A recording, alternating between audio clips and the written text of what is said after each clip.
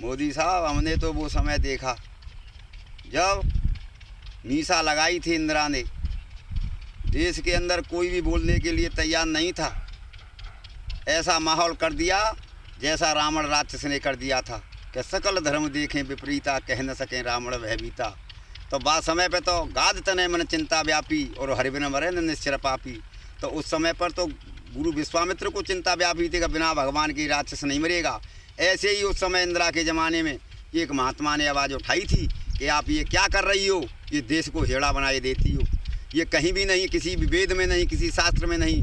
और उस महात्मा को इसने 21 महीने जेल में रखा था। हाथों में हथकड़ियाँ और पाँवों में बेड़ियाँ थी। कभी आगरा की जेल में, कभी बंगलौर की जेल में, कभी तिहाड़ की जेल में, और चारों तरफ उसको घुमाते डोले। तो महात्मा ने कहा, अरे भाई मुझको ये तो बताओ, मुझको किस केस में बंद किया गया है। तो इन्होंने अफसरों ने, सुप्रीटेंडेंट जेल के, उन्होंने कहा, महाराज अब केस तो कोई नहीं है, लेकिन सरकार ने आपसे कहा, लिखा है कि ये रेल के इंजन को ले जा रही थी। ये नसबंदी का विरोध करने पर महात्मा के पर इन्होंने ये हालत कर दी थी। देश के जितने नेता थे पार्टियों के, सब जेल में बंद थे। चौधरी चरण सिंह, जयप्रकाश नारायण, जितने मुख्य नेता सब जेल के अंदर थे। तो उस समय पर महात्मा ने कहा था कि आप एक जनता पार्टी बना लो, इकट्ठे हो जाओ सब, और इसका पत्ता साफ हो जाएगा। तो इसलिए आप जो काम कर रहे हो, ये विरोध कर रहे हैं, इनको करने दो, घबराने की जरूरत नहीं है।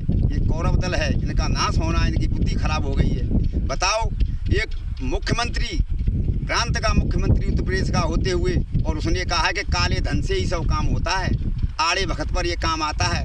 बताओ, बेईमानी के पैसे से कब बुद्धि संतुलन में रहती है। जब एक भीषम पितामह जैसे बाल ब्रह्मचारी की और अन्न खाने से बुद्धि खराब हो गई, और उन्होंने कहा कि बेटी, उस समय द्रौपदी ने पूछा था कि बाबा उस समय आप कहाँ गए थे, तो भीषम पितामह ने यही जवाब दिया था कि बेटी, मैं उस दुष्ट दुर्योधन का अन्न खा रहा था, उससे मेरी बुद्धि खराब हो गई। इसमें ये मुख्यमंत्री साहब कहते हैं कि काले धन से ही और आड़े वक्त पर काम आता है। बताओ, इनकी बुद्धि बिल्कुल ख़राब हो गई। हराम का धन खाते ही खाते एक डीएम के लिए आदेश देते हैं कि इतने पैसे महीने को हमारे लिए दीजिए, और नहीं तो वो जिला नहीं आपको दिया जाएगा। और वो डीएम एसडीएम से और पुलिस के एसएसपी से उनसे चंदा उगा करके और वहाँ मुख्यमंत्री के पास पहुँचाते हैं। इतना भ्रष्टाचार, इतनी बेईमानी, इतना दगा धोखा जनता के साथ में इन लोगों ने किया है।